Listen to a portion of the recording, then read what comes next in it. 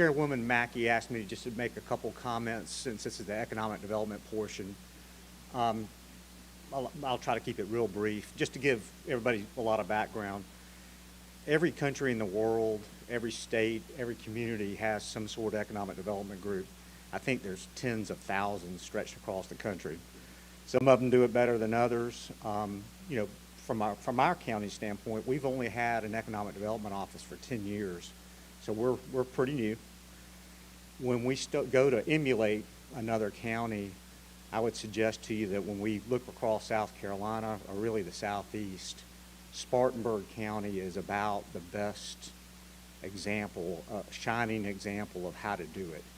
So when I think somebody came up with a great idea to come to Spartanburg and hear from this group, I think it was a great idea. I think they can offer a lot of great advice today, but just to hear their experiences, the road they've gone down, and hopefully we'll experience some of the same things with Scout Motors.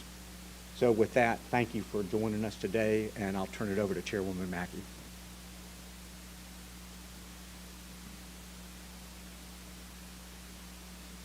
Thank you so much, Jeff. And I wanted to start out by introducing our special guests that are joining us today for our panel.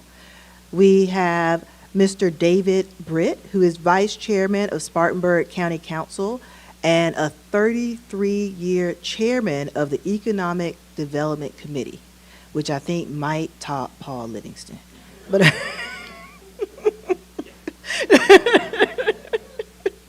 next is Cole Alverson, the Spartanburg County Administrator, followed by,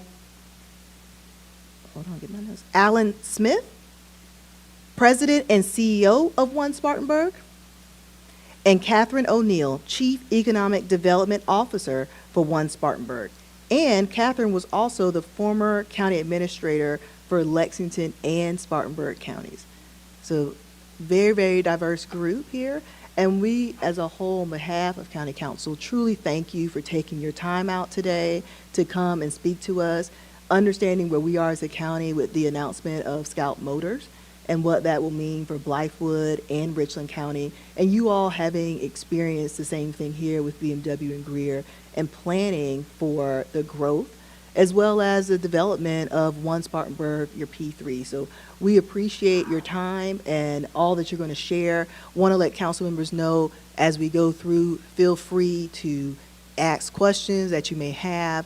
They have a lot of information prepared, but are open to any questions that we may have about issues that maybe they didn't cover or we would like to go into more detail with. And then towards the end, we'll also transition to talk more about their courthouse, which is in alignment with our capital improvement projects as well. So again, thank you all so much, and I'll turn it over to David. Thank you, Chairwoman. And if I can just call you Jessica, save me 2 words and a little bit of time. Because I am a short talker. I have a reputation on council. You can see all the people who are saying yes, yes. But we are very honored that you chose Spartanburg County to come to have your strategic meeting for for these 2 days. And if you would have asked Catherine O'Neill, Cole, Alan wasn't a part of this team 12 years ago, if we would ever be hosting anybody in Spartanburg to talk about, first of all, our courthouse, we'd have all laughed and said, it wouldn't happen. But we've come a long ways. But what I want to do is kind of set the stage if I can. And if you can't hear me, yell at me. I'll try to get closer. But I wanted to talk a little bit about Spartanburg, the history, as it really relates to BMW, where we were before BMW, and what we've done since. Because if you look at this, the panelists over here, and there were 5 of us. Carter Smith, who has worked closely with me and the team since 1991, he was going to be here today, came down with the flu, and he didn't want to give everybody the flu. And Jeff and a lot of folks in this room know Carter. So there were going to be 5 of us on the panel, but only one of the 5 is from Spartanburg, which I think is important. to know that we chose Spartanburg to live because of the opportunities here. You know, Alan's from eastern North Carolina. Catherine grew up right outside of Washington, D.C. Cole is the only one that actually was born and went to high school here in Spartanburg. Carter, I think, grew up in Allendale or down the lower part of the state on that side and moved here in 1991. I grew up, and, you know, this is funny. Annette asked me, he said, do you have any PowerPoint presentations? Be sure to send them in. I said, I don't do PowerPoint. I said, I do pictures. And you know, the two younger folks here, they did bring PowerPoints, and they were difficult to get to Angela over there. But this PowerPoint that I bring, because it does factor into kind of why we do what we do and why I am so, just so committed to jobs and the opportunities that they bring. I grew up in a little place called Oak Grove, South Carolina, and I see a couple shaking their heads, because I usually start off with, I was born in Dillon County, but I really grew up right outside of Latta, in this little crossroad called Oak Grove. And they say, oh, you grew up in Atlanta? Not hardly, no. But I was born on a little, I actually was the first one to be born in the hospital in Dillon County, but I lived in this house with my mother's father and my mother's three sisters and my grandmother for the first 3 years of my life, on a little small tobacco farm and cotton farm. My father was on the way to Korea when I was born, and so I was fortunate actually to live with a grandfather that was a great person. He taught me really about how to get along with people, how to work with folks. And when you're in a house with 7 people in that house, you do learn how to get along with even your family members, as well as other people who worked on the farm. And in Dillon County back then, and it's still almost that way to this day, there's just not a lot of jobs, and there's not a lot of hope and opportunity for a lot of folks. Looking at Marlboro County, Marion County, where all my cousins and other folks lived. But I did, when my father got back from Korea, I moved to Richland County with my parents. Lived there for about 8 years. And went to BC number 2, actually first grade through the 3rd grade. And I still have a very strong commitment to Richland County because my daughter, her husband, and the two most important things in my life, or two most important people, my grandchildren, live there. And so I spent a lot of time in your great county. But what I wanted to say is, when I was growing up, you know, if you weren't a doctor, a lawyer, a farmer, or you owned an insurance business, there really wasn't a lot of opportunity and options out there. And so I grew up thinking, okay, I know what I'm going to do. I'm going to get off this tobacco farm. I hated tobacco. And I'm going to go to this college up north and get a degree and then go to law school and then go back to Florence in the PD and practice law and put people behind bars. I want to be a solicitor. I never wanted to be a plaintiff's attorney. But this college up north that I wanted to go to, because I'd never been north, was Wofford. And for me, I'd never been this far north in my life. I'd never seen the mountains, actually. In fact, I hyperventilated when I saw Campobello. And I said, I can't go over those mountains. They're too tall. But anyhow, so when I came here with a mission, you know, to get off the farm, go back and do something in the Florence area. But I was offered an opportunity my senior year in college, and I won't go through all the details. It'll take up all their time. But I was offered an opportunity my senior year, before I was heading to law school, to work in a company that wanted to do some things differently. It was Flowers Industries. And that's what ended up keeping me here in Spartanburg. I'm going to tell you a sidebar story. My wife now, for 46 years, she was at Converse while I was at Wofford. She hated Converse, and she swore when she graduated she'd never come to Spartanburg again in her life. She said, I'll never visit Converse. Alan's on the board. That's why he gets his purple tie on.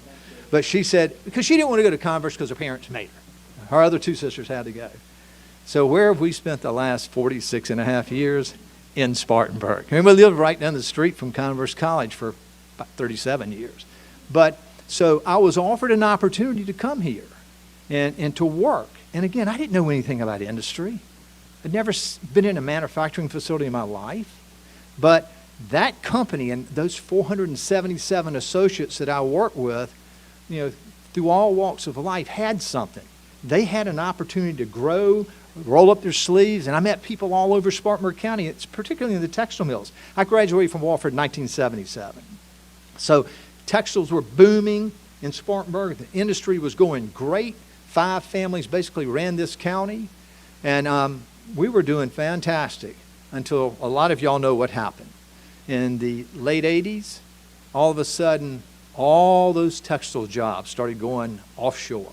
Whether it was not just offshore, going to Mexico. They were going everywhere but Spartanburg County. And I'm going to do a quick flashback. In the late 1880s, right after the Civil War, Reconstruction, there was no industry in South Carolina. South Carolina had been taught a lesson from the Civil War. All the manufacturing, the little that was here, was demolished. So here in Spartanburg County, try to grow crops in this clay soil. It's almost impossible, but people were trying to make a living to support their family members. But there was a man here in Spartanburg County by the name of Mr. Montgomery, went to New York City, convinced a man, Mr. Milliken, in New York City to lend him $100,000 to build a textile mill on the Packlet River. And that was in about 1888. Mr. Milliken lent him the money, and that's really the start of the textile industry here in Spartanburg County.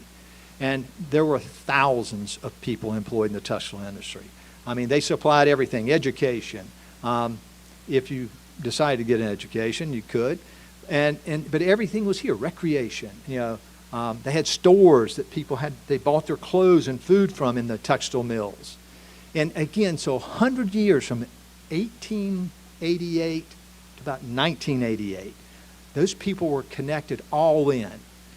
And when you look at South Carolina, when you look at our tax laws, the tax laws were set up really to keep industry out, to protect the textile industry, and also to protect the agricultural community, the tobacco fields.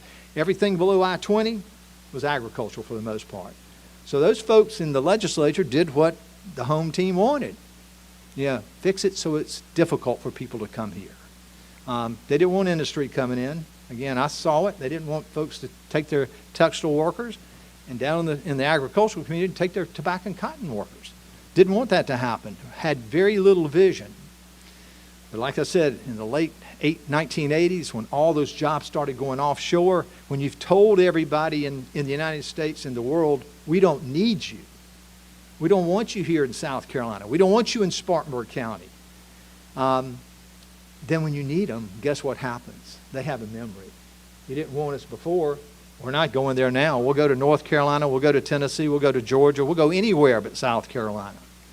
So, this factors into some of where we were as a county and as a state too. When you talk about economic development, I'd gotten elected to the school board in 1987.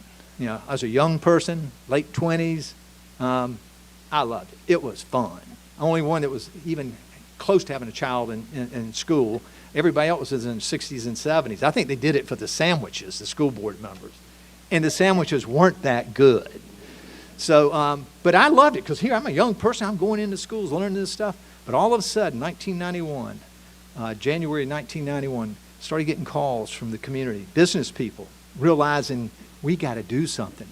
We weren't having any success about recruiting companies in Spartanburg. Just couldn't do it. We had 25,000 people that did not have jobs in Spartanburg County. And it was horrible. We didn't have opportunities for them. People were leaving right and left.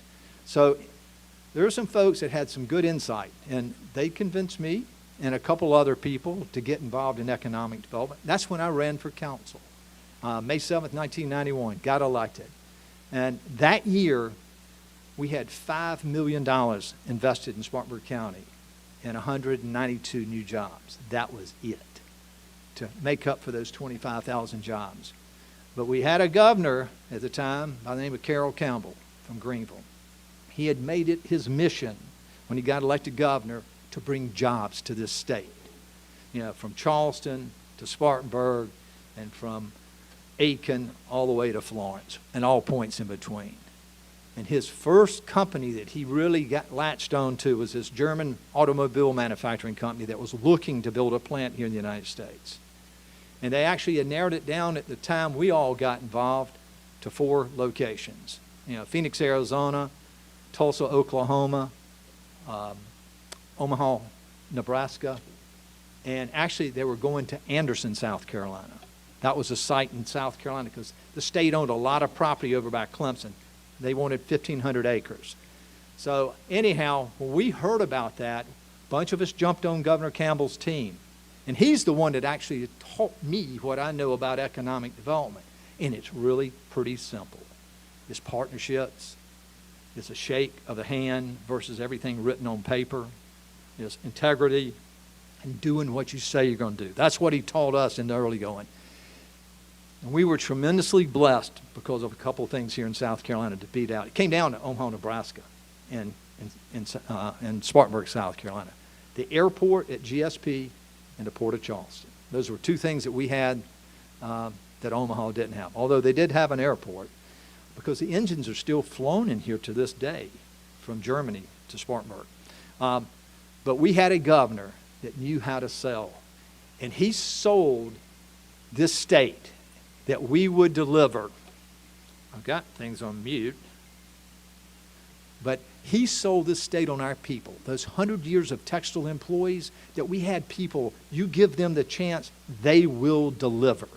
And that helped us. That helped convince BMW, the executives over there, which were really concerned, because there were people all over the state and the country and the world back in 1992 saying those people in South Carolina can't build a BMW. They're not sophisticated enough. They don't have the intelligence. They just can't do it. And we had people in this state, just like y'all have had it with Scout. You're not going to give those people all that money. You're not going to get them here. Just think of the way it's going to change their lives in Blythewood, in Richland County, just like here in Spartanburg. You're going to bring all those Germans here. Just think what's going to happen to you. I had a businessman that I knew very well grab me in his business, in his office, and by my tie, and pull me close and tell me, do not give them incentives. I said, what? And he said, don't do it. He said, don't forget what they did to the Jews. And fortunately, we didn't listen. We thought all these families needed, they needed hope, they needed opportunity, and we persevered. We listened to Governor Campbell. We didn't listen to the 20% that's naysayers anyhow. If Santa Claus walked in the room with the Easter bunny, they wouldn't believe it. Even if it's a real guy. I'm not going to say who I was really going to say earlier, but y'all know who I'm talking about. But we didn't listen to that. We said, our residents need help. So y'all know the history. BMW have made a commitment. They're originally talking $640 million investment, 2,000 jobs within 10 years. They actually came in lower. And it was about $460 million, $420 million. And people were saying, see, we told you. They didn't even make the investment they promised. I mean, it was in the paper, people fussing about it, but we stayed the course. And today, BMW on June 25th, 1992, that's when they made the announcement. I got a copy of it right here. And it didn't stop after they made the announcement. We still had folks doing crazy stuff. We had the city of Greer. I brought this up. I was showing the guys here. Shortly after BMW made their announcement, the city of Greer tried to annex BMW. And no doubt. I mean, they were going to put it in the city, and they wanted those tax dollars and create a problem. But Governor Campbell came down on the steps of the city of Greer and said, no, you're not going to do this. We'll shut you down as a city. So that stopped. But BMW, all of a sudden, it changed that loser mentality that we had here in Spartanburg, which we hadn't been able to recruit companies in 10 or 12 years. But we're starting to think, we're not worthy of anything. But since then, when they came, all of a sudden you saw people getting their spirits up and getting together and say, we can do it. Now again, on council, I'm going to be honest with you, and that's why I wish Carter were here. Bobby Hitt, y'all know Secretary of Commerce, Bobby Hitt. Bobby was the first South Carolinian hired by BMW. He had many, many meetings in our council chambers with me in our conference room where we had 4-3 votes about what incentives we were going to give to BMW. Fortunately, we won most of those battles, and we persevered again. But Bobby will sit there and tell you, he said it wasn't easy in the early going. And it also wasn't easy going with the school district. I'm going to tell you, District 5, we have 7 school districts in Spartanburg County. Where BMW is District 5, is Burns High School. They have a great football team. They beat up on a lot of teams, Spartan High for one. But the superintendent fought us tooth and nail about giving them incentives. To think all the money you're giving away that we would be getting. And what we did, we reminded him, again, when I talk about my grandfather, Stonewall David Wise, he taught me a valuable lesson. I'd rather have 25% of something than 100% of nothing. And I'd tell that superintendent, if we don't get BMW, we have nothing. You haven't given up anything. And all we did was follow Governor Campbell and saying, we're trying to level the playing field right now with Omaha, Nebraska, tomorrow with North Carolina. So, yeah, I'm gonna let Jessica come up and start asking us some questions. But I just wanted to set the stage of kind of where we were. We were in such desperate shape. In 1992, we would have taken anything. But the good Lord blessed us tremendously in giving us BMW. They have always under-promised and over-delivered. They have raised the bar so far and so much, not just in Spartanburg and not just in the upstate, but the whole state of South Carolina. Boeing Airplane would not be in Charleston if it weren't for BMW. Volvo would not be in Berkeley County. And you know, Florence wouldn't have the battery shop that they're building now. But all these things happened because of BMW. And a lot of us saying, we're not going to listen to the naysayers.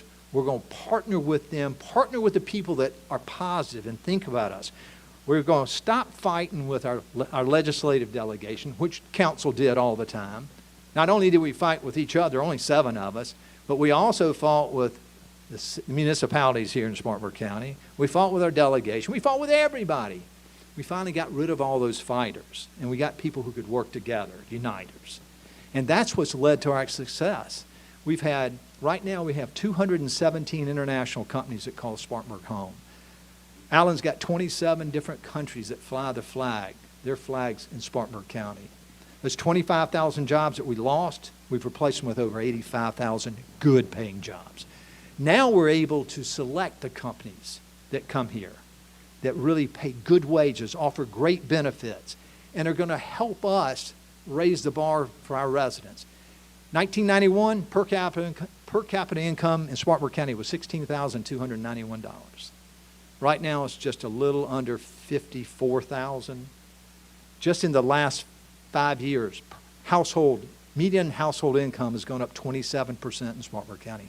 The team that you're looking at right here, this is when Spartanburg has taken off in the last 10 or 12 years. In large part because Catherine O'Neill, Catherine was the county administrator, as Jessica mentioned, in Lexington. We stole her 12 years ago. Smartest thing we ever did. And she helped us get ourselves in shape. We thought we were pretty good. She made us great. Alan Smith, I remember when I met Alan for the first time in a restaurant, when he was being interviewed to come to Spartanburg to take over the chamber, as we called it then. Best thing that's ever happened to Spartanburg County. I call him the Energizer Bunny. I mean, he gets it done. He's the reason we've had such success, because he knows how to partner, not only within Spartanburg County, but all over the state. And when Cole Alverson, after Catherine left us, and she made a mistake, but it was our blessing too. God works in mysterious ways again. She left us to go with a private business, a company. And we selected Cole, who was over the finance department at the time, to be our county administrator. We've had the 2 best county administrators in the history of Spartanburg County. And I don't want to talk about your county administrator, but he's the 3rd best. Yeah. I hadn't worked with him very long. But we have people that get it. Again, we learned from Governor Campbell. It's not a hard secret sauce. When people talk about, what are y'all doing up there in Spartanburg, Commerce, South Carolina Department of Commerce, Bobby Hitt, we have had people from all over the country, from Virginia. Bobby and I have had meetings with them. We've had them from Louisiana. Some didn't even want to come to Louisiana because they knew what I was going to tell them. And we've had other people here. But we say it's not that hard, really. You know, we have Southern hospitality mixed with international flair or flavor. We do what we say we're going to do. You don't have to write everything down in contracts, but we're going to deliver. And these three people have made it happen, along with Carter Smith. They used to call, Carter and I, we got together when I came on in 91. We hired him from York County. They called us Butch Cassidy and the Sundance Kid. I always said I was Sundance Kid. He was Butch Cassidy. He's taller and has a mustache. But that's what it's all about. I was going to say this too, and then we'll turn it over to the rest of them. Everybody says, oh, y'all all got all your eggs in the automotive industry. No, we don't. We learned our lesson from the textile industry.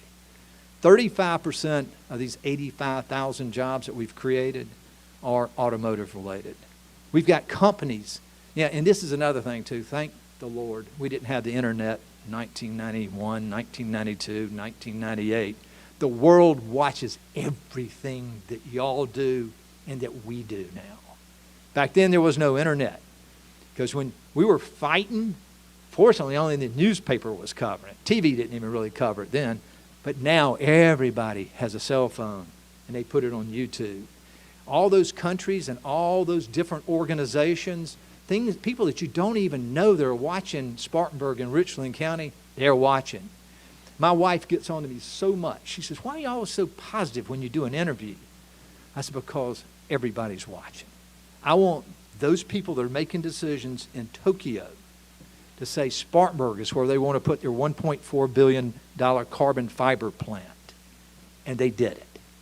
And, you know, Torrey, invested that. I want, when Michelin's even talking about doing an expansion, I want them to put it in their plant here in Spartanburg, not down in Lexington or Richland County or over in Anderson or wherever. I want them here. And on and on. I said, because everybody watches us now. And they make decisions. Companies make decisions about risk. All right, Jessica, you ready to come up? I'm just getting started. So, David, before you step away, you have to update your number. How much has BMW invested in how many jobs since 1992? $14 billion, and there are a little over 13,000 jobs. October of 22, they announced a $1.7 billion investment. $700,000 going to Woodruff. $700 million. $1 billion going to plant Spartanburg. It's the largest plant of all their BMWs facilities in the world. Guess where every of their president and CEO of Plant Spartanburg, every one of them has been put on the board of BMW after their tenure here. Guess where they move back to live? They have to retire at 62. Spartanburg or the upstate or South Carolina. Their kids go to colleges here. They love South Carolina. And again, they live all over our state. Yeah, and to date, I think we've had a little over $40 billion invested in Spartanburg County in these last 32 years. And again, believe it or not, we have people that complain about it. I had someone recently complain about, I can't get into Chick-fil-A on the east side of Spartanburg. I said, guess what they don't have in Union County? And Union County, is a nice county, but it's a great example of people not having vision. I said, they don't have a Chick-fil-A in Union County. They don't even have a grocery store in Union County, really. 1962, and I'll be quick, Jessica. 1962, they were planning on building I-26 from Charleston up to the North Carolina, South Carolina, right through Spartanburg. Union County had a senator. Again, they were controlled by this textile industry, too. They were talking about building that interstate. Senator John D. Long, and some of y'all may remember that name because there's a lake. It's not too, it's terrible memories. But Senator Long listened to his leadership and the people of Union County. They didn't want that interstate coming through Union County because guess what it was going to do? It was going to change them, change our way of life. So when y'all were coming up to Spartanburg, you're coming up past Newberry, you make that swing. You don't even really realize it, but if you're in an airplane, you go, what in the world does I-26 make this big swing? Then it makes a swing back when 385 cuts off. They kept the interstate from going through Union County in 1962. Union County had 37,000 residents in 1962. Today, they have 26,000. And these people that complain about too much traffic in Spartanburg, can't get from the east to the west, you can buy plenty of property in Union County. We're helping them right now, all of us, about building a hospital And in Spartanburg County, Spartanburg Regional Hospital is having to build a hospital. They don't even have their own hospital anymore. So that's what lack of vision can do. You just can't listen to that 10 or 20%. Nah. Yeah, just forget about them. Look at the 80% and keep your pedal to the metal. Okay, thank you, David. Okay, thank you for giving that history. I would like if maybe Cole or Catherine, if you could speak a little bit about how the county itself has been able to keep up with or plan for the infrastructure that is needed, that comes with the growth when you have such a big announcement like BMW and then continue to get more. What have you guys done as county administrators working with county council to plan for that infrastructure and growth? Sure. So obviously with a lot of economic success also comes the added burden of traffic and all the other things that we know accompany growth. And so first off, we look at those things as opportunities, and we have historically, back in the era that David talked about, not invested enough in our infrastructure to ensure that we had adequate capacity, right? And so during that era, there was some visionaries at the state level who made some pretty strategic investment in our major thoroughfares where those industries were likely to go. To this date, those continue to pay off. And so some really early investments in key areas help to actually guide the location of those companies and therefore all the traffic associated with it.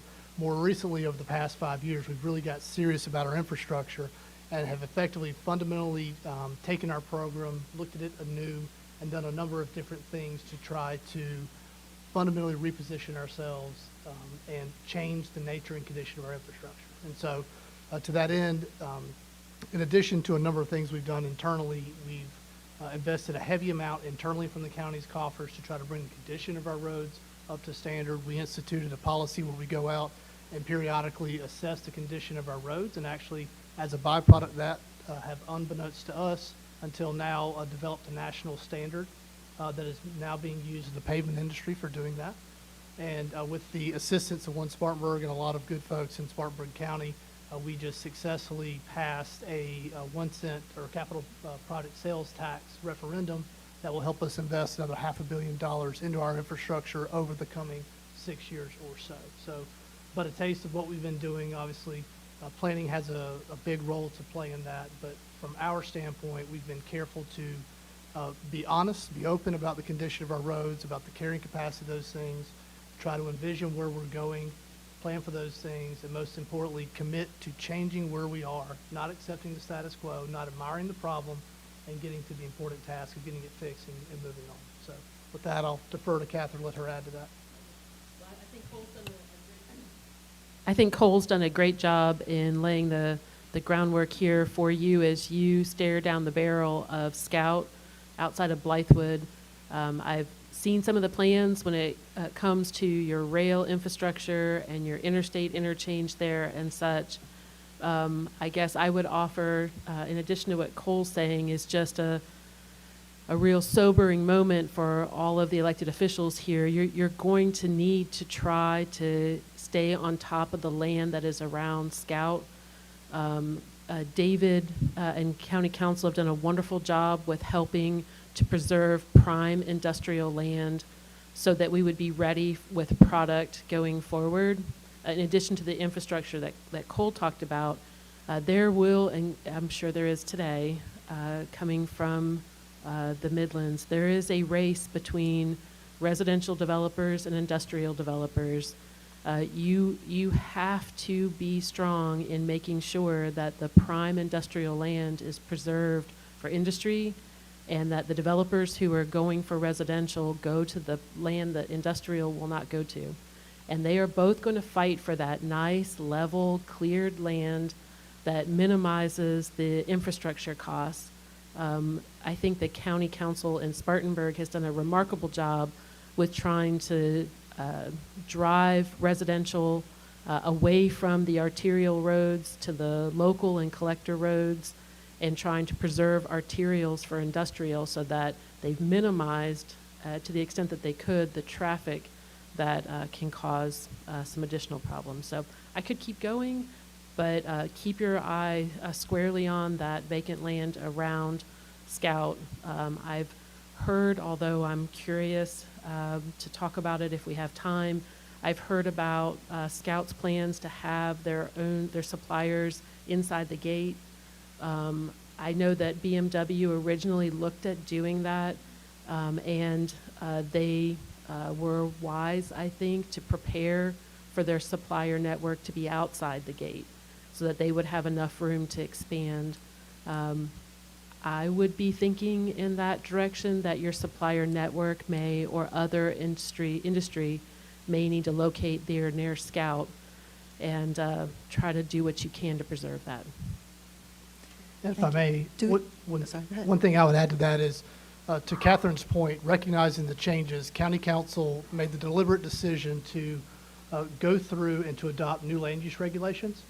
And so back probably 5-7 years ago at this point, under Catherine's leadership, they pulled together a series of different constituent groups, different stakeholder groups to fundamentally look at our land use regulations anew. And the entire premise of that was to use roads and the use of our infrastructure as a mechanism to guide land use and to direct it. And so what I mean by that is they effectively went through a process where they analyzed not just how the roads were used today, but how they were likely to be used in the future as we build out as a county, and they built the framework around that. And what that means is that our performance zoning ordinance, which is what is in place now, effectively makes it easiest for industrial and commercial uses to locate on arterials and to a lesser extent our secondary collectors. It still allows any property owner in the county to pretty much, with some limitations, use their properties throughout the county as they otherwise may want to, so it preserves property rights.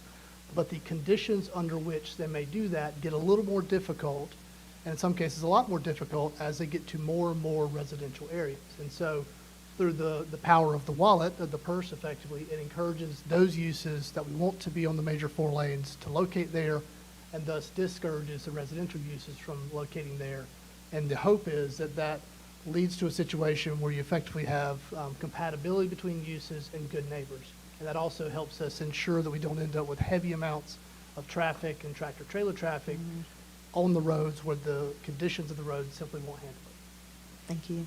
I want to give my colleagues a chance if there's any questions or follow-ups they want to have, or any comments given thus far. Thank you. I'd like to follow up with one thing Cole said. You talked about the tax vote that the public did to help with the infrastructure. Is that a vote coming up, or you've already had that vote? We had that vote successfully in November of this year, and so we had effectively a multi-year effort internal to the county to prepare us for that, both ramping up our program, building capacity on our team, choosing project lists, and pretty much trying to position us to make the ask and feel legitimate about being able to do that.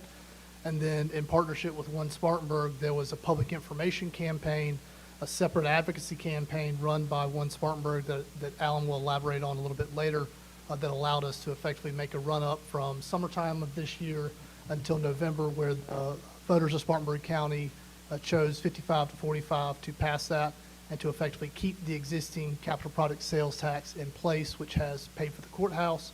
And in the coming 6 years, we'll invest about $500 million into our roads. One more follow-up. Is it a full penny, a half a penny they approved, or?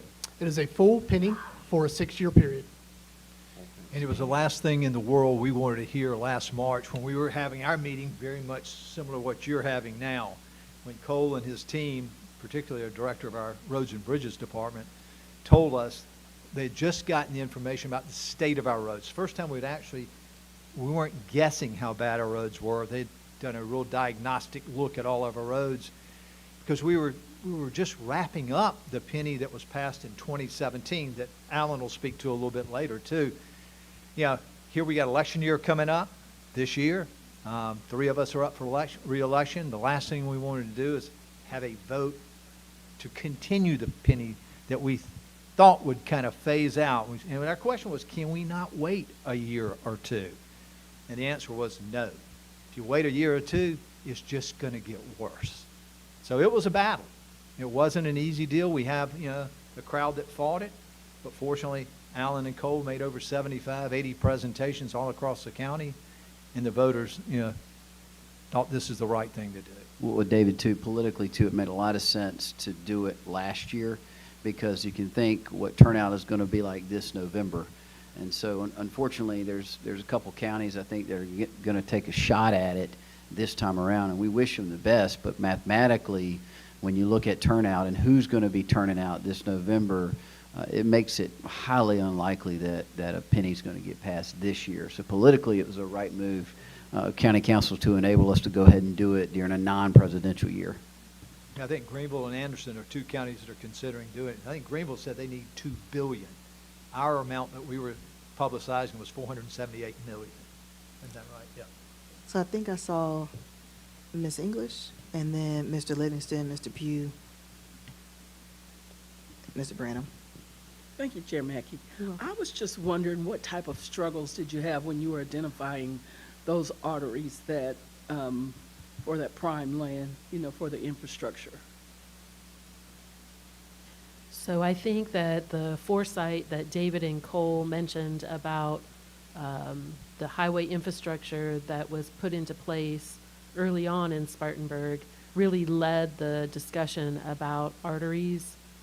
So these are your largest carrying roads. These were not roads that were predicted to be your heavily trafficked roads. These were ones that were already carrying the majority of the through traffic and then the inter-county traffic. And most of them are 4 or 5 lane highways today. Thank you. Mr. Livingston? Yeah, my question is regarding land use and zoning around. My question is about land use and zoning around the area of the BMW plant. In Richland County, we have both the town of Blythewood as well as Richland County has a responsibility for certain areas in terms of land use and zoning. Was that an issue with Greer? Did Greer and the county have to deal with that issue? And how? And again, 1992, when they decided to come to Spartanburg County, the plant, we had to pull together 1,500 acres really quickly. None of that property was in the city of Greer. Greer had a county administrator or city administrator that had worked for the county. You know how our feelings get hurt. County had terminated him a couple of years before, so this was his attempt to kind of hurt the BMW project and annex that property into the city of Greer. So none of the property were in the city of Greer? None of it, yeah. But let me mention this to you, and Catherine doesn't give herself credit on this. BMW, when they were looking to do this expansion, this $1.7 billion expansion with their, the battery assembly plant and their new manufacturing, Catherine has worked out a great relationship, as has Cole, with our 14 municipalities and their leadership there. Just like what she was talking about residential, Catherine knew that this project was coming with BMW and that BMW wanted to be somewhere near on a major road, which 101 is a major 5-lane road, from Woodruff to the BMW plant. And she worked with that town administrator because there was a large piece of property that some residential was trying to go on. And she couldn't tell him. She said, just be patient. Work with me because this will be much better. He listened to, it was Lee Bailey's the town administrator. He listened to Catherine and BMW plants there. And guess what they have in Woodruff right now? 5,000 homes under permit in the town of Woodruff. And if they hadn't worked together and listened to each other, it wouldn't happen. I'm a little confused because you said none of the property was in Greer. It's always, to me, it's BMW in Greer. That's Greer saying that stuff. It's in the Greer area. Trust Okay, me. but that's what you always told, Well, we clear it up too. Greenville will also tell you. In fact, I was at one of the big announcements at BMW a couple of years ago. I think Catherine and Alan were there, and I walked up and Greenville County Councilman welcomed me to Greenville County. He didn't know who I was. I spilled my tea on him accidentally on his tie and his jacket, and I said, "Oh, excuse me." He had to go clean it up. And I said, "By the way, you're in Spartanburg County, And so is 95% of that airport right over there, too. It's not the Greenville-Spartanburg airport. It ticks us off when they say that. You're flying the GSP, and they'll say, welcome to Greenville.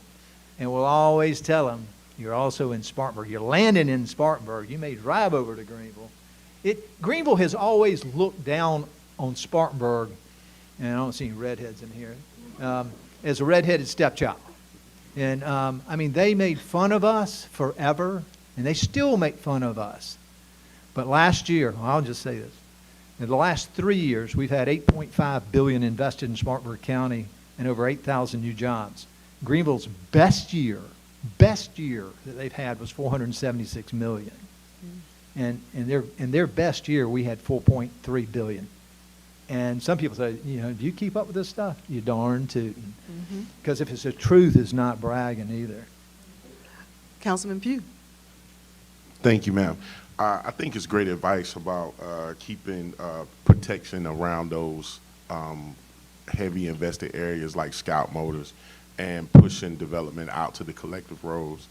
And I know you just said that that interchange or those roads that were built back in the day kind of guided the plans to where these buildings were going to be. Who were the main players at the table to decide how we were going to drive residential growth to those collective roads, and what do we need to do to protect the inner land that's around that Scout Motors project? So I do think that, and Councilman Livingston knows this, I'm a planner by trade, and I have been an outspoken proponent of performance-based zoning, even as an overlay to eventually replace Euclidean zoning. You guys have a very talented team at Richland County, and they can unpack the difference between performance-based zoning and Euclidean zoning.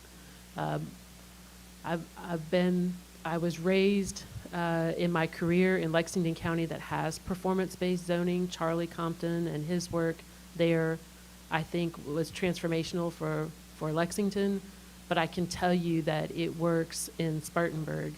What you do is that you minimize the restrictions on industrial adjacent to the road and sewer and water and gas infrastructure that has already been made. You incentivize by minimizing the restrictions for industrial to go next to those arterials where all that investment has already been made, and you make it less likely that a home will want to move in next door because they don't have protection from light, noise, from traffic, from setbacks, from buffers, screening. It disincentivizes them.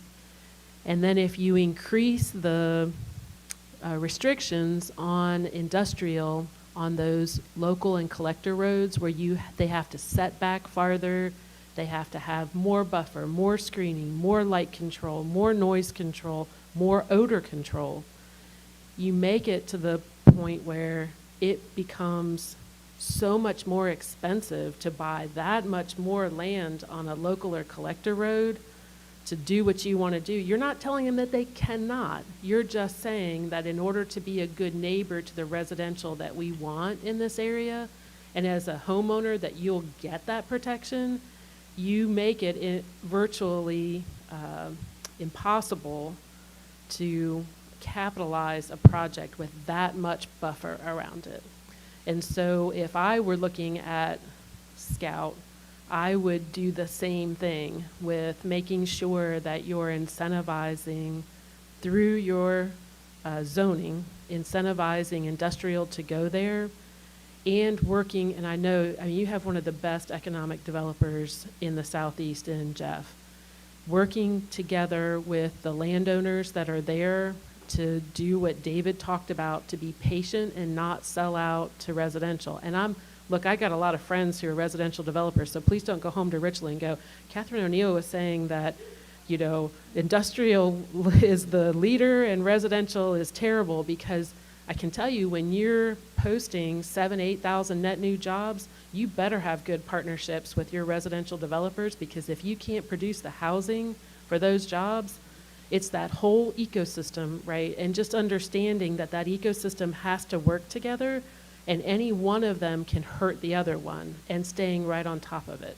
is the shortest answer I can give. And that's a great question, because right after BMW landed, that's when we started putting our heads together. You look at, there are mainly 4, 5 roads in Spartanburg County that we made the commitment. There were 2-lane roads, 290 at the time.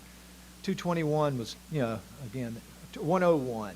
They were not 5-lane roads. We said, okay, these are roads that kind of feed into BMW. The suppliers are going to want to be near them. They're tiered based on how close they are. So we made the commitment with the county and working with our state delegation, working with the DOT to expand these roads. We also got, because water and sewer, we have so many water and sewer providers in Spartanburg, and we've narrowed them down now to a few, but we got them to work with us. And that would drive the companies and decisions. When you got water right off one of these main roads, we just recently had a company that Catherine and Cole worked with me on last year, by classifying these roads local road. Yeah, if you try to put an industry on a local road, you're not going to be able to do it because of the truck traffic.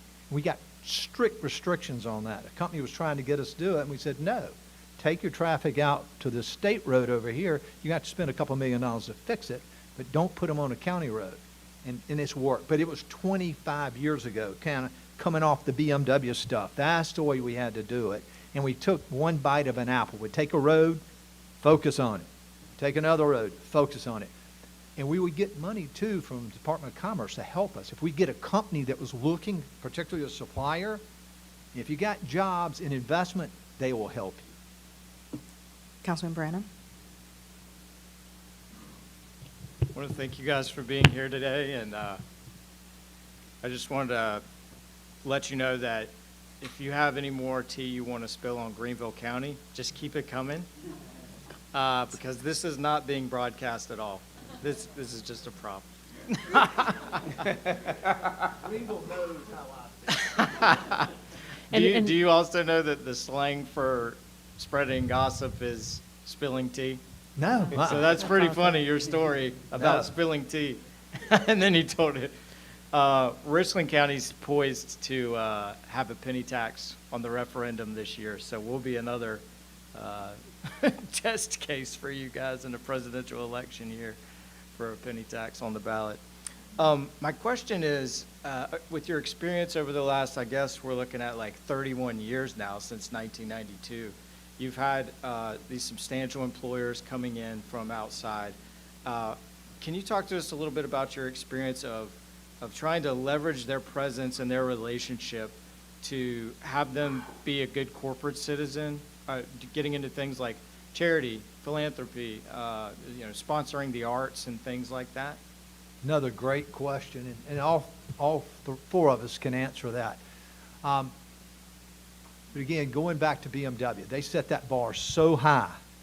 They made the commitment, in education, setting up even way back, setting up the BMW Scholars Program. They invest so much in the community. Like I said before, they under commit and over deliver, under promise and always over deliver. But these companies that we've been able to bring in now, again, once we got those 25,000 jobs replaced, then we could start being more selective. Catherine and I have sat with Japanese executives, and I've told them that my standard line when I'm talking to them is not a line, it's the truth. We don't want you to come and invest your dollars here just because you think we have cheap labor and prices are low, because that's not the case. Catherine heard me. She was a county administrator there. It was a big company out of New York. We had probably 20 of our county associates in this meeting, and we get them all involved. We get them involved when it gets down to the marrying time. We're past the dating time. We're getting ready to get married. We got all our players involved. And this company, that's the question I ask. Okay, what's your pay going to be? What's your starting pay for entry level? What are your benefits? And this guy made some comment, and I said, this is not the right place for you. You need to go, I got a place, Marlboro County, would love to have you. Marion, even Union right down the street. Spartanburg is not what we need. We want companies that are going to do that. going to invest in the Chapman Cultural Center. They're going to take part in One Spartanburg. That's why we've been so successful. And these companies, because guess what? They only move a handful of their people here, even for a short term or short time. You know, everybody thinks that these companies bring all these employees from different locations. No, they don't. You know, 5, 10, maybe. But they're recruiting people from, you know, from Richland County, Lexington County, up in North Carolina, Tennessee, moving here. We have 20.6 people moving to Spartanburg every day. I think that's, you know, Alan wants to show me who that 0.6 person is, but that many people they've bought into this this feeling that they can do something different. You don't have to be from Charleston. You don't have to be from Greenville to be a blue blood. Like I said, only one of the 4 of us are from Spartanburg. It doesn't matter who you look like, how you talk. If you're willing to roll up your sleeves, whether if you own a company or you're going to work for one of these companies and you're going to work hard, you can do anything. We want them on boards, working, you know, running for the school boards, working on, you know, committees in churches. You know, and I've said it a lot, that rising tide floats all boats. And it's got to work for the company as well as for us. Can yeah. you, I guess I want to say, Catherine or Alan, can you share, because David, you mentioned the companies you want them to join One Spartanburg. So can you all share a little bit about One Spartanburg and the role that you all have played with the economic development success in Spartanburg?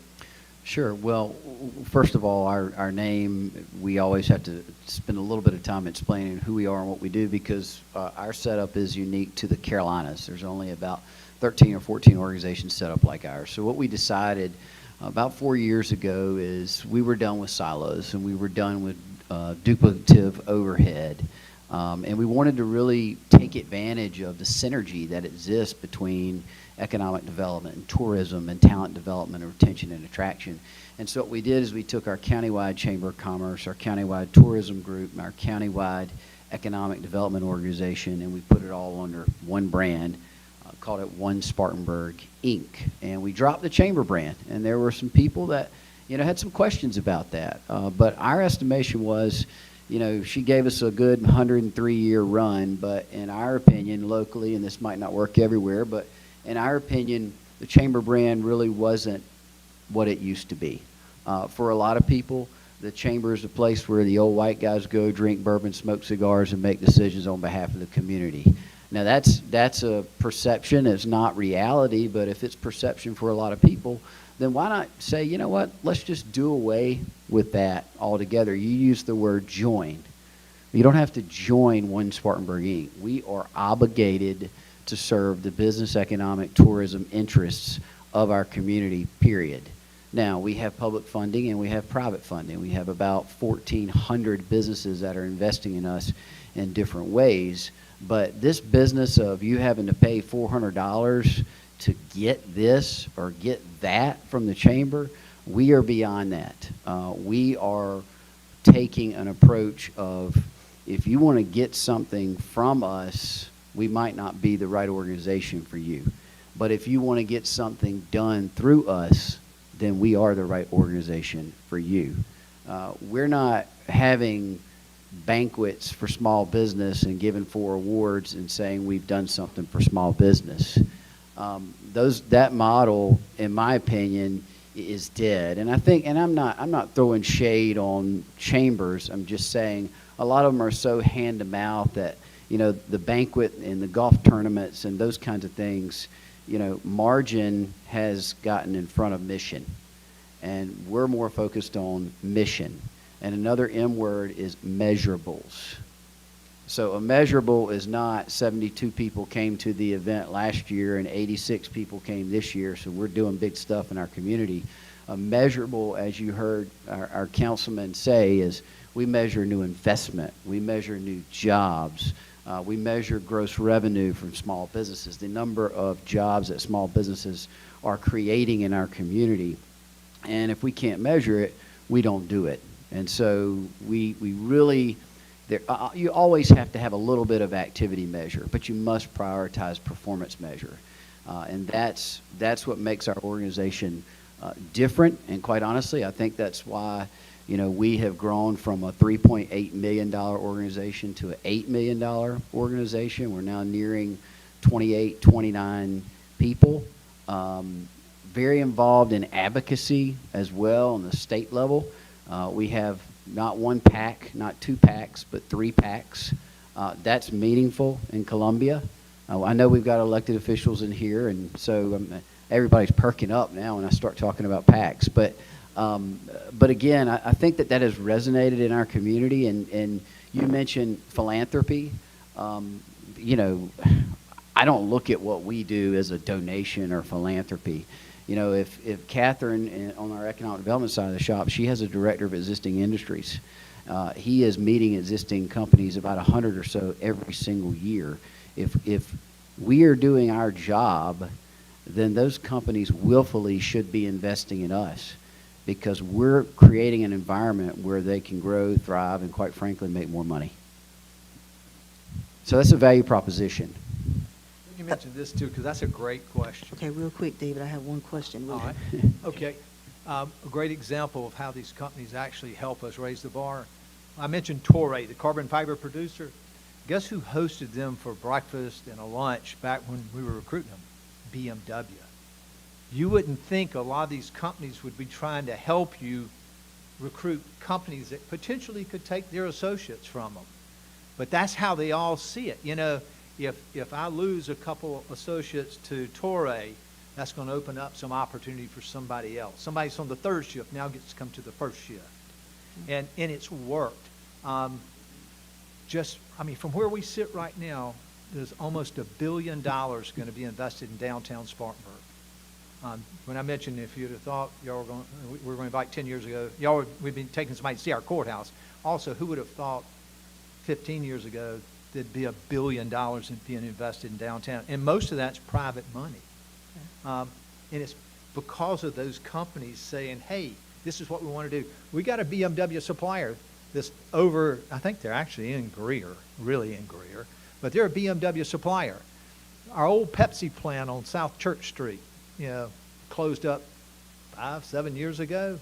This BMW supplier wanted to do something different. They wanted to be in a community where their associates could walk to their job. They wanted to make an impact, and it's a minority community. And we all made that happen this past year. And that's the kind of companies we have now. We're all going, do you want this? And we have had to help the city council work with them to make it happen. So that's a good question. Councilwoman Barron? Thank you, and I will just say that I'm the only council member that was raised in Spartanburg County. All right. So I'm glad to be home. But one of the things that we have conversation about, of course, to make any type of economic deal go through, you need the support of the state. Could you talk about how the state's role in when you all were bringing BMW in and being able to make sure that the messaging was clear? The county is responsible for this, the state is responsible for that, because we have some challenges just being able to communicate properly, the role of the county versus the role of the state. I'll ask good questions, and they're pertinent too, because it's changed over the years. Again, BMW, much different day back then. I was early 30s, and our team, we were just, like I said, we would have taken anything. We had a governor who really, he commanded back then it wasn't even Department of Commerce. I forgot what they called it back then. But Governor Campbell, State Human Affairs Development Board, but Governor Campbell made that happen. We were on his team. He was the quarterback of the team. And it's changed over the years, depending on who the governor is and who the Secretary of Commerce is. We have had battles, royal battles with Department of Commerce and some governors. Mark Sanford couldn't stand me. Nikki Haley doesn't like me. She comes in the room, she won't speak to me because of Toray. And so But what happened over the years, again, when we won BMW and we started getting all these companies come here and these jobs, it made commerce back off. Now, we had a wonderful relationship with Bobby Hitt. Mark Sanford didn't believe in economic development. You know, the Michelin executives, I had a meeting with them in the old One Spartanburg, we call it chamber back then. A Michelin executive, one of the Michelin family members, told me I would pull all 6 plants out of South Carolina in a snap of a finger if I could. I went, why? He said, you're governor. He said he calls it corporate welfare. And that's not what economic development incentives are all about, corporate welfare. It's about leveling the playing field for us. But to get there, I think what you have to do, and like I say, different governors, different Secretary of Commerce operate differently. You just got to figure out who you're dealing with and network. If you have some problems, I will help you. So will Catherine. We'll reach out as partners to help make some things happen. And sometimes, it's helped us being so successful. In 22, we represented 40% of the state economic development numbers. State had a great year, 10 billion. We had 4.3 billion of that. So it makes a difference if you got some history and some experience. We don't spend a ton of time with commerce, really. We'll work with them on occasion, but we have some.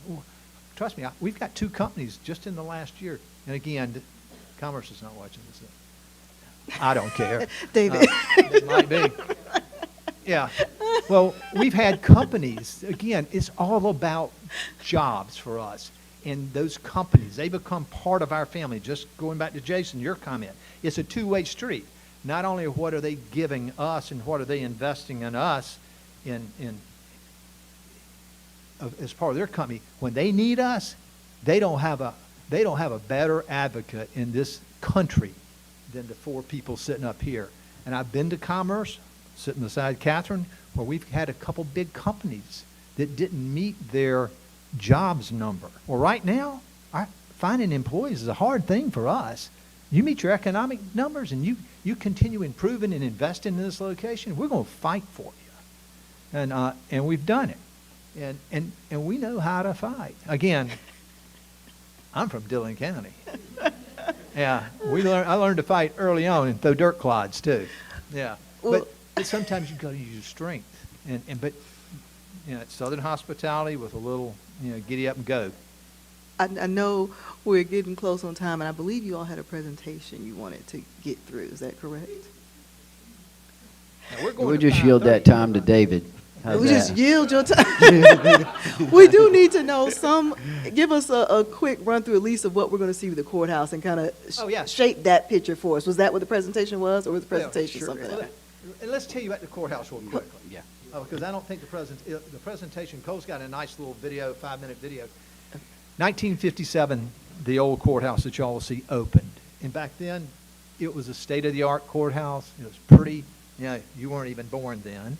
Yeah, Councilman Barron. But you weren't even thought about. But it opened in 1957 with great fanfare. It didn't have air conditioning. It had operable windows. And it was a cool courthouse for then. It looks kind of a dud to me. But we put millions in that courthouse over the 33 years I've been on council just to get it up to where it could serve. Because going to back that question about roads and stuff, people ask us, why are you having to spend $478 million? Y'all have had all this money over the years. Y'all know how little money we've had for roads, courthouses, and other things. We've only been in existence since really 1976. We're babies when it comes to counties. And that courthouse far outlived its usefulness. We knew 20 years ago that we needed to do something, but we didn't have the money. And so we patched it, repaired it while Catherine was a county administrator. We put millions into that thing. And then, fortunately, we got to a point where Catherine and Alan teamed up, and they did the 70, 80 presentations all over the county to get the penny sales tax passed. So that courthouse that we have now, in Cole, you tell them about it. It's just courtrooms. It's not the administration building. Sure. So just the lightning version of this. So the building that you will see is about a 340,000 square foot courthouse. It, from a functional standpoint, includes all of our circuit level, general sessions type courts. It includes all summary level to include the city of Spartanburg's municipal courts. It's got the public defender's office, solicitor's office, DJJ, probation, pardon, parole even has a postage stamp there, guardian ad litem. And so the initial vision wasn't simply to replace the building that we had. It was to look at it as an opportunity to functionally change and improve the way the court system worked in Spartanburg County, and to place those functions which were complementary and dependent upon one another in a building adjacent to one another just to make it more effective, more efficient. And so as part of the project process that Alan and Catherine went through, building the financial case and the public case for the funding, they also did quite a bit of work reimagining what that looked like and to try to ensure that any sort of inherent flaws in the building design that we have from the 1957 building were remedied and sort of bulletproofed as part of this process. And so the fundamental thing that we did is we incorporated all the functions that were complementary. We looked at it first through a lens of safety and functionality, and secondly through form, right? So you will see a beautiful building, but behind all that, there's a lot of very careful planning and very deliberate planning that went into ensuring that the public stays separate from the staff and the judges stay totally separate from the inmates and detainees that are in the building, and yet they're all encased inside these series of walls. And so from a functional standpoint, just to quickly kind of go through it, inmates come in through a sally port at the rear. They're housed in secure detention cells in the heart of the basement, the ground level building. They move vertically throughout the building, only vertically throughout the building, in secure elevators unto themselves. And the only time they interact with judges and staff or members of the public is actually in the courtroom. They come in through their own separate entrance, through a separate detainee holding cell component within each floor system. And then the public only stays on the front side of the building. The staff and judges only stay on the rear side of the building, and they only ever commingle in the courtrooms themselves where you have enhanced security. And so, as I mentioned, 340,000 square feet, 6 stories, 6 elevated stories plus a basement, all the core functions. It is built adjacent to and directly behind our existing courthouse. And so for us, it was an intellectual exercise in construction sequencing.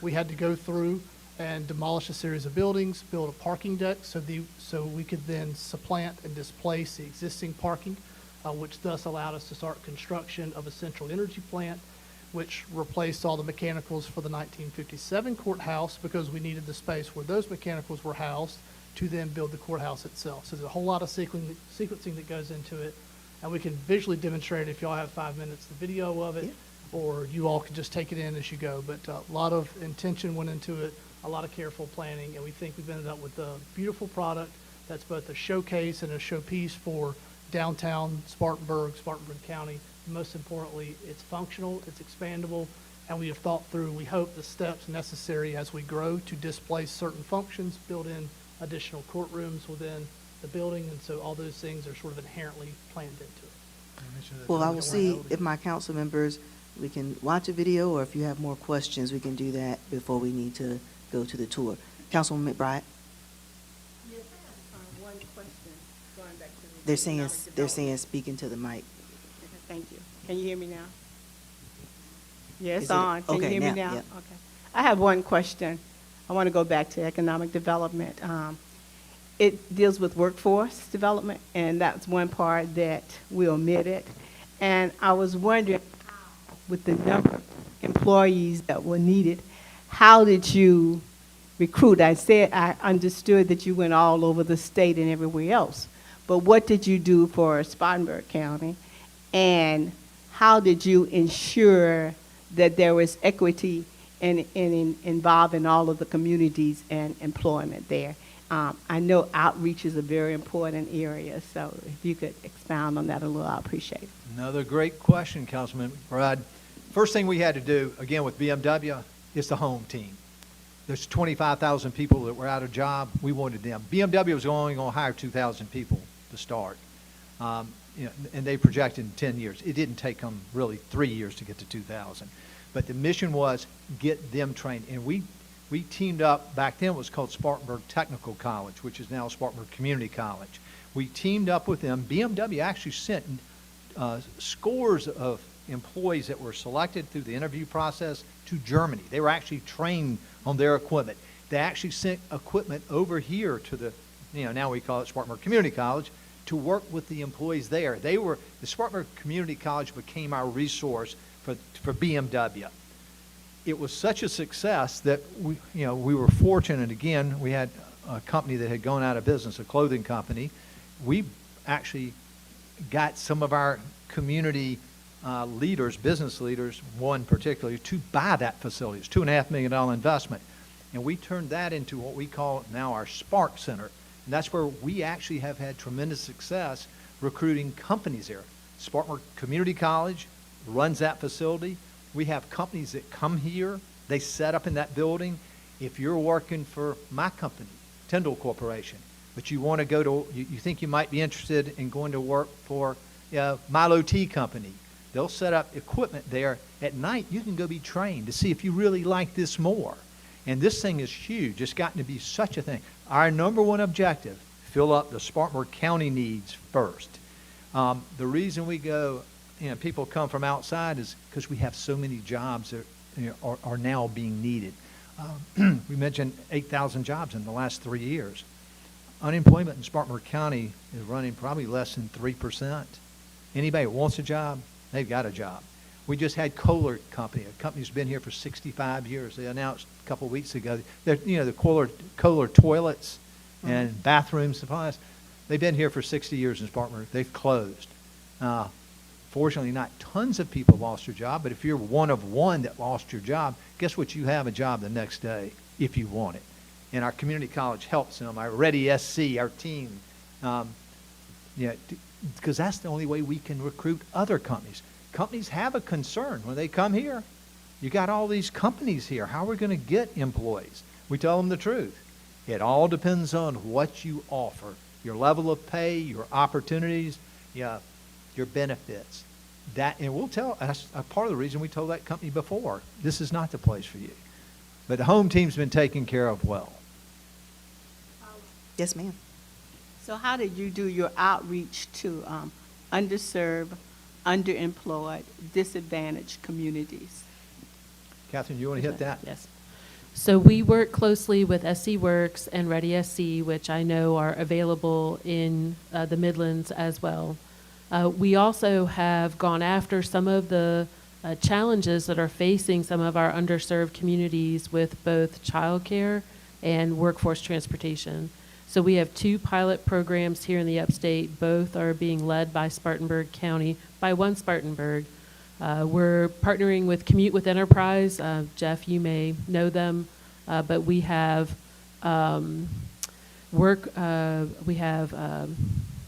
carpooling, so workforce transportation. That's a partnership between United Way, SC Works, Spartanburg County, the city of Spartanburg, and the Upstate Mobility Alliance in subsidizing, and the employer and the employee, in subsidizing these van pools that are originating quite a bit in our underserved communities. So working on workforce transportation.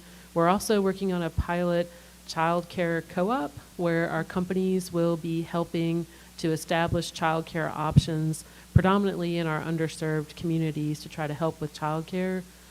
We really focus on talent being our most important resource here in the county. So between the opportunity to upskill employees, especially ones that are, we have veterans, we have disabled employees, we have underserved communities that are receiving assistance not only from companies but from like SC Works and Ready SC through some of the programs that David was talking about, where you can actually be trained while you're being interviewed for a position, for especially a production worker. So one other thing too is we have 48,000 people in Spartanburg County that have started a degree and haven't finished it. And of those 48,000, a disproportionate number of those people are people of color because, they have more significant challenges. So when they started their education journey, something happened, life happened, there was a financial issue, or they'd taken care of their mother that had cancer, or so on and so forth, and so they had to quit. So we will be announcing later this month, I hope, an initiative called Redegree to re-engage the 48,000 people in Spartanburg County that have started a degree and haven't finished it. And it's strategic in nature too, because we've been talking about a lot of peaches and cream here, but we do have a challenge to raise education attainment in Spartanburg County. And so we believe the quickest way to do that is if somebody's 9, 12 credit hours away from finishing that associate's degree, or maybe 18 to 21 credit hours away from finishing the 4-year degree, you can turn that around a lot quicker. I mean, kindergarten readiness is important, but you're talking about 12, 14, 15 years out of driving degree attainment from that demographic. So we believe if we can engage those 48,000 people and get them back in the game, we can see education attainment change rapidly in Spartanburg County. And I know that we've talked, I know we're running out of time, Oh, you're and we've fine. talked a lot about our BMW experience and land use planning and infrastructure. One of the things I just want to share, Councilman Livingston and I go way back. I want to tell you that if I could go back to Lexington today and I could restructure the Economic Development Department to be like what I found in Spartanburg, I would do it immediately. And I have told Todd Cullum and Debbie Summers and all the folks that you know from Lexington County Council that they need to look at it. That is not to say that Lexington County having economic development in-house or Richland County having economic development in-house is a bad thing, but the doors that open for opportunities for economic development by using the model that Spartanburg County has is enormous. And I would go back to Lexington and immediately change it as a game changer. And I know that opens up a lot of discussion. I would love to continue this discussion if you have questions, but I want to be sure to put that on the record, that that's one of the things that I think is very different about Spartanburg County strategy that has worked in its favor.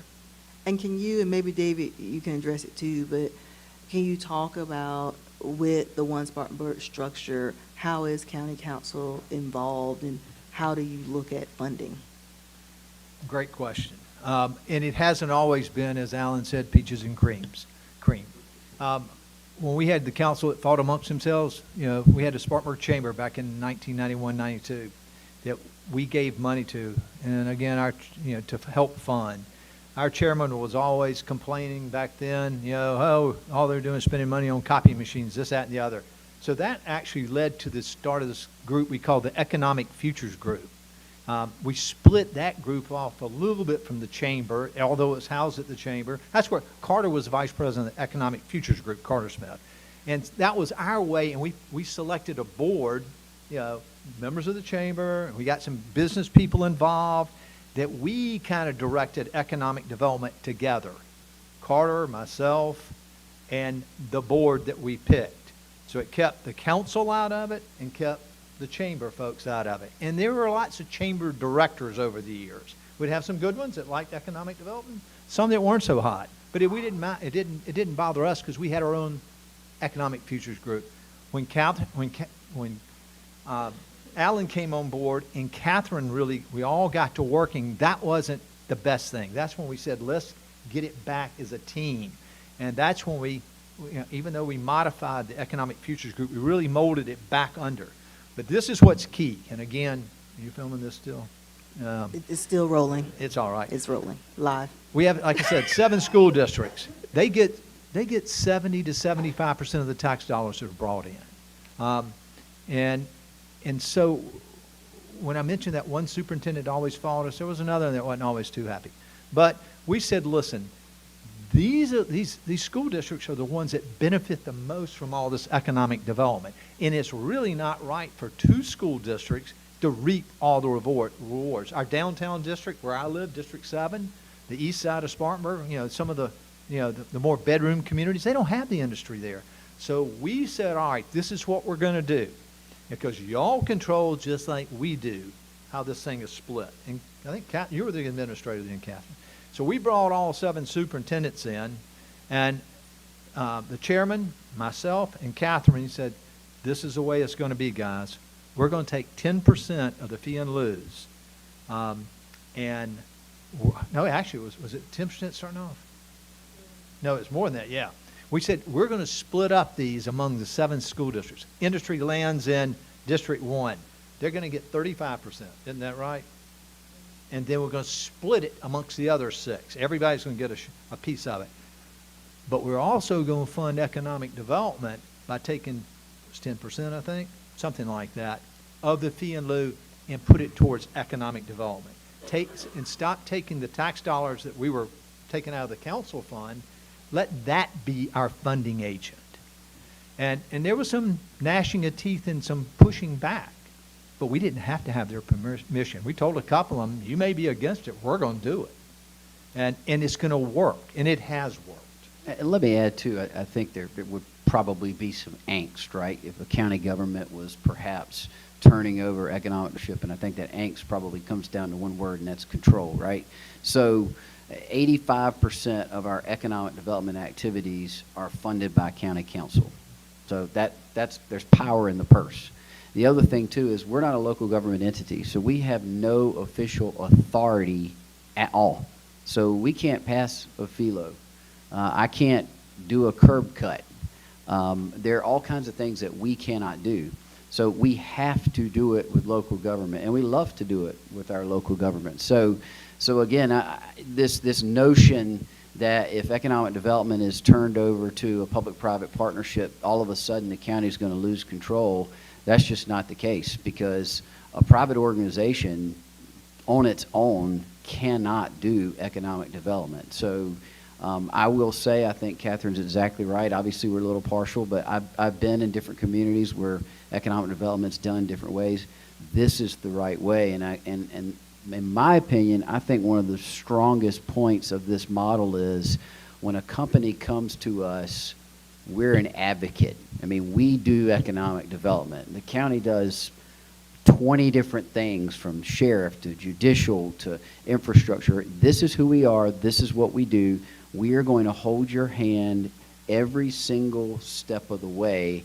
And so we're that designated point of contact. And I'll say this too, and Cole, David, no disrespect, but sometimes it's the local government that maybe delays some of the process. Sometimes it's local government, sometimes that with bureaucracy and everything else, maybe gives the economic development project a little bit of angst, like, gosh, I wish we could move this along a little bit quicker. So if you think about it, if you didn't know anything about Richland County, local government might be doing the economic development, but then the local government also is causing some problems with the economic development process and speed and all that kind of stuff. So does that make sense?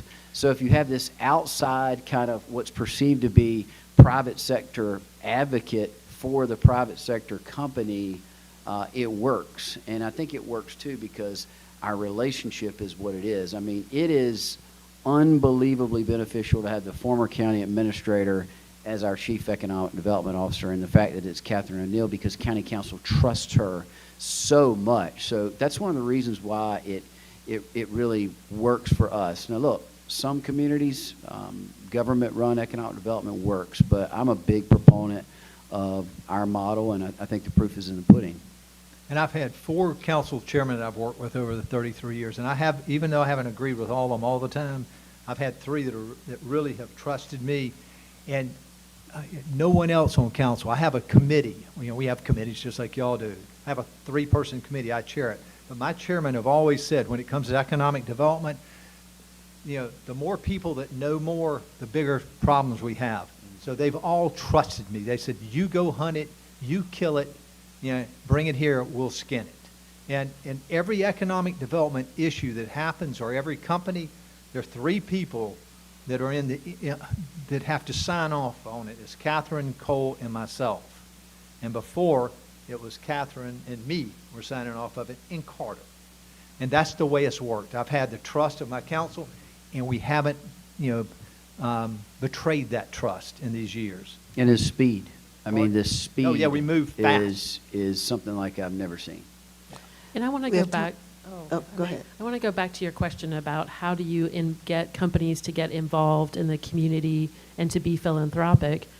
That starts as we're introducing them to the community and talking about what our fabric is. But the relationship that I'm able to develop with the companies lends itself to having the opportunity to talk about how they can be involved in the community and to make those introductions and then to maintain them going forward. That's not to say that you can't do that from a county department, but it is a different face when you say, well, we're the government and we're here talking to you about investing in philanthropy. That is all taken away for me. And we regularly have, because of those relationships and because of that private investment that they bring then to us too, to the economic development process, we can call on them to get involved with recruitment and regularly do. Milo's Tea had Oshkosh Defense at dinner. We've had AFL regularly helping us with companies like Toray and Kobelco and then Takeuchi in being involved. And all of that, I think, is because of the fertile ground that our model presents for it in creating that collaboration. Also, since I said collaboration, I just want to go back to one more thing too.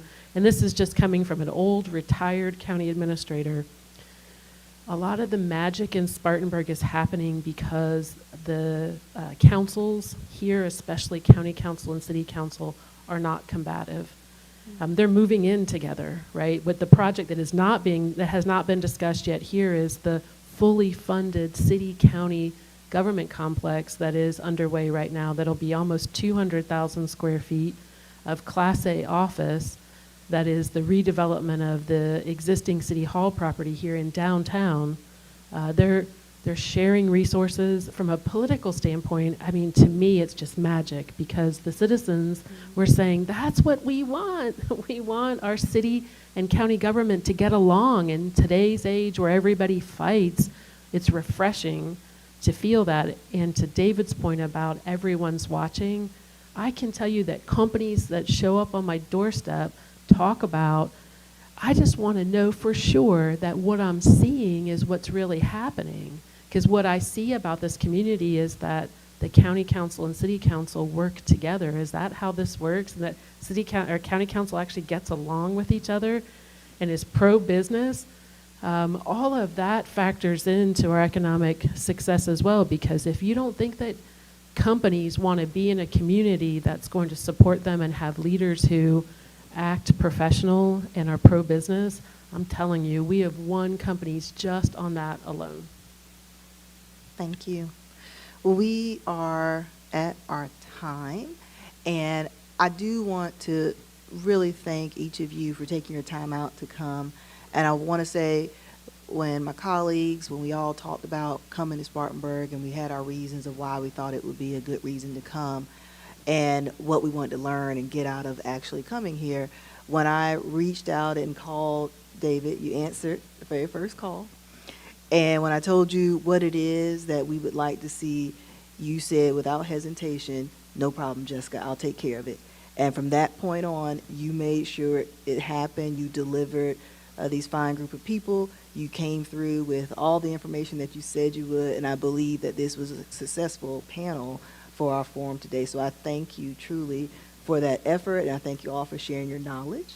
And I want to make sure that we provide you with a special, special thank you gift on behalf of Richland County for you taking your time out today.